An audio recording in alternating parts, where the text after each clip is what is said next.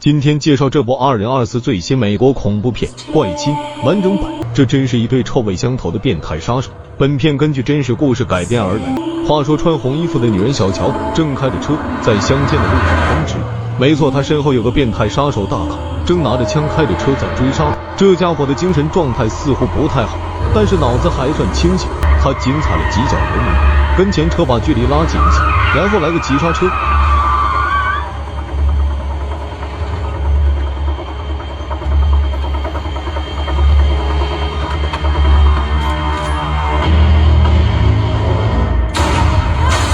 虽然没打中小乔，可是把他吓坏了，方向盘没抓稳，车子随即来了个底朝天，翻了几个跟头。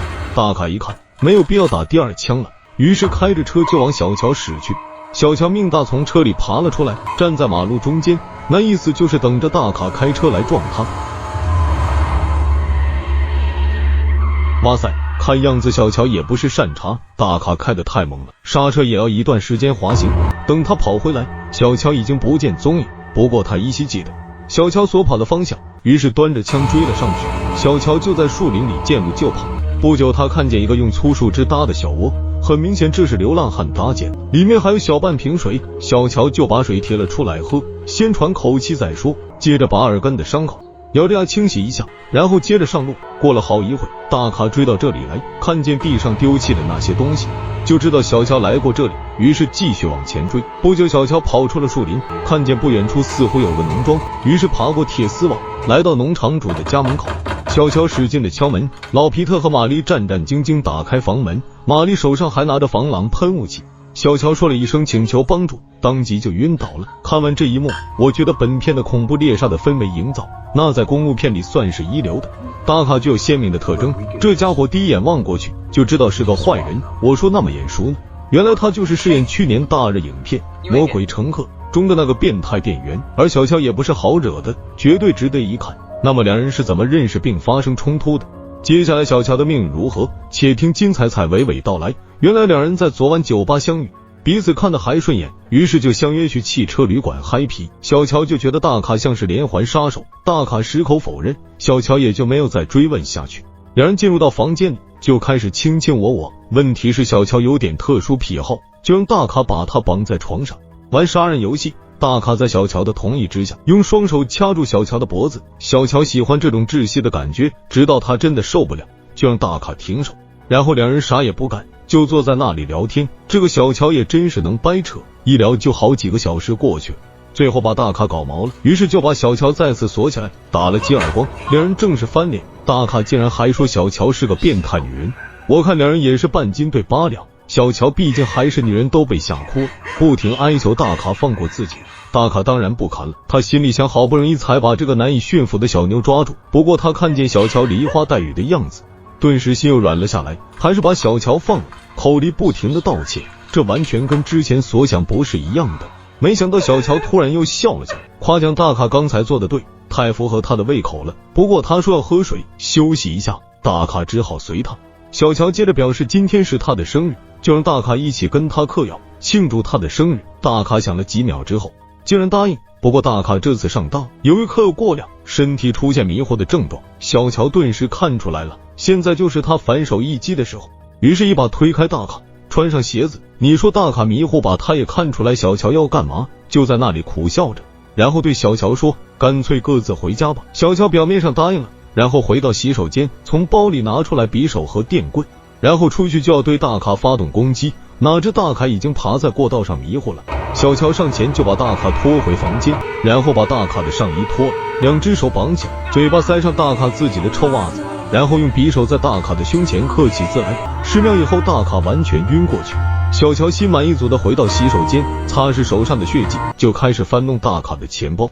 先是把里面的美刀统统拿走，接着在钱包里发现了警徽。这下小乔大吃一惊，弄了半天他残害了一名警察，想了几秒觉得也没有什么大不了的，就把钱包一丢，然后回到房间里，他要下死手。哪知大卡刚才是装晕的，他早在小腿处藏了一把手枪，就等这个时候，指尖瞬间拔出手枪，对着小乔的脑袋就是一枪。哪知小乔一直在动，子弹只是打掉了小乔的耳朵，立即他的脑袋嗡嗡作响。接着大卡连续开枪，小乔本能的跑出房间。这时他清醒过来，还跟隔壁听到枪声的旅客对骂几句，然后从2楼跳下来，连滚带爬的往酒店的大堂跑去。与此同时，大卡恢复了一点体力，然后从床上爬了下来。弗兰克就把大堂的玻璃门锁上，然而其中一个服务员非要出去，小乔当场呵斥他不准乱动。随后跟弗兰克还没说上几句话，小乔也不知哪根筋不对，竟然用匕首刺穿了弗兰克的脖子，接着逼那名女服务员把外套脱了，逼他交出车钥匙。随后小乔就驾驶着那辆红色的车子一路狂奔，随后大卡穿好衣服开车追了过来，于是就发生了片头那一幕。最后小乔爬过铁丝网，来到农场主的家门口，敲开了房门。小乔醒来就把大卡追杀他的事情说了，当然他是有选择的说，然后就问皮特夫妇是否有猎枪之类。小乔10万个没想到，老两口住在深山里竟然没有防守武器。玛丽笑着解嘲，意思他们俩属于老嬉皮士。随后小乔饿坏开始吃点食物，玛丽就帮着去找止痛药。老皮特觉得有必要报警，于是就去打电话，当然小乔不会让他这样做，上前就去阻止他。等玛丽找到以后，回到房间时正好看见小乔把老皮特杀了。玛丽惊呆，她实在没想到他们夫妻俩成了东郭先生。看到这里，咱们不得不对这个看似柔弱而且有点变态女人要重新有个认识才行。这个蛇蝎女子只要是对自己有利，才不管那个人是谁。照这个样子发展下去，小乔和大卡到底鹿死谁手呢？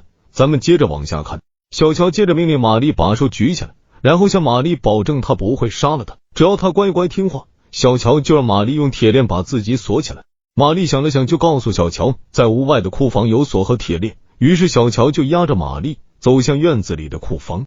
半路上小乔就听见汽车的声音，玛丽见状撒丫子就跑，动作迅速，很快就消失在树林里。小乔一看也没有可能追上，而且不能确定刚才那个汽车的声音是否是大卡追到。为了以防万一，小乔就跑回屋内，思考10秒之后，觉得藏在冰箱里最安全，于是就把冰箱里的食物扔得到处都是。这时大卡已经来到了这个院子里，小乔随后把电源拔了，顺手披了一件外套躲进了冰箱里，直到他听见推门声才把冰箱盖子合上。大卡一进屋就看见老皮特的尸体，他立即反应过来，这是小乔干的，也就是说他还在这栋屋内。于是大卡展开了搜捕，找了一圈也没有发现什么，于是又走到后院，他看见地上那些正在解冻的食物，顿时明白小乔躲进冰箱里。与此同时，小乔点着打火机，在冰箱里面瑟瑟发抖。大卡走到冰箱前，拿枪对准冰箱就是一枪。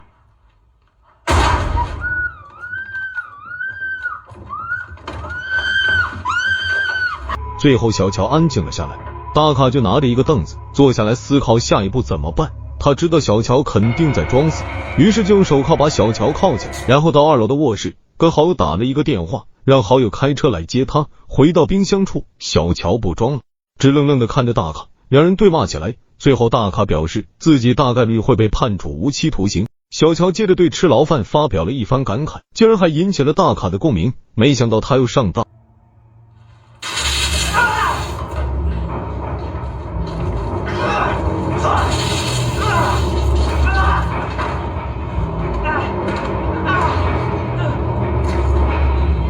最后小乔用牙齿咬断了大卡的颈动脉。哇塞，大卡做梦都没想到自己会死在女人的手里，但是小乔依然逃不出去，他还是被铐在冰箱上，然后躺在冰箱里，看着大卡去领了盒饭，然后跳出冰箱去找大卡身上手铐的钥匙。可是他的手能摸到大卡的脚踝，但是使不上劲。不过小乔并没有放弃，终于把大卡拖到身边，在小腿处找到了那把小手枪。就在这时，他听见外面有人闯进来，于是就把小手枪藏在上衣口袋里，接着做了一件惊掉下巴的事情，他把自己的裤子解开，露出了屁股。这是又干嘛？他这是把自己装扮成强奸受害者，不管是谁进来，他都是赢家。果然来了2名警察，其中1名是女警，他们对这里发生的事情感到异常的震惊。女警就赶紧把小乔的裤子提上，她十分同情小乔，就要解开手铐。男警就让他不要这样做，必须打电话叫急救队来，另外还要上级派出凶案组的同事来现场破案。女警不听了，理由是那些人要过1个小时才到，她怕小乔撑不过去，那个小乔实在太能装了。她一直在一旁嚎叫着，小乔还是被解开了手铐。男警对小乔可是疑心重重，不停地问着问啊。小乔就一边诉说着，一边在那里发躁。女警实在看不下去，就让男警不要再问了。男警只好安慰小乔一会，随后小乔被带上了警车，他们打算回警局再说。半路上玛丽拦住了警车，她要报警。Calm down, ma'am. She killed us! You did what? 接着小乔威逼两人把配枪交出来，然后快速的更换一把大枪，逼着女警下车，让她跑进树林。他放了女警一马，接下来逼着男警开车走人，在半路上逼着男警停下来，然后开枪打死了男警。小乔就沿着这条路走下去，不久他看见一辆皮卡驶来，就向皮卡司机救助，假装站立不稳跪在地上，他博取同情的招数屡试不爽，司机就扶着小乔回到车上。小乔到了车上还在故技重施，拿出枪准备射杀司机，司机竟然反杀了小乔，然后报警。影片到此基本结束，我认为这部片子非常有意思，满分5星，我给打分3星半。如果不是导演故意把影片分割成7部分，然后打乱了进行叙述，我想这部影片绝对能打4星。导演其实拍摄的很棒，女主简直逆天了，男主的表演的依然在线，性格特征非常明显，两人用足了力气拍摄这部影片，全程无尿点。好了，谢谢大家的捧场。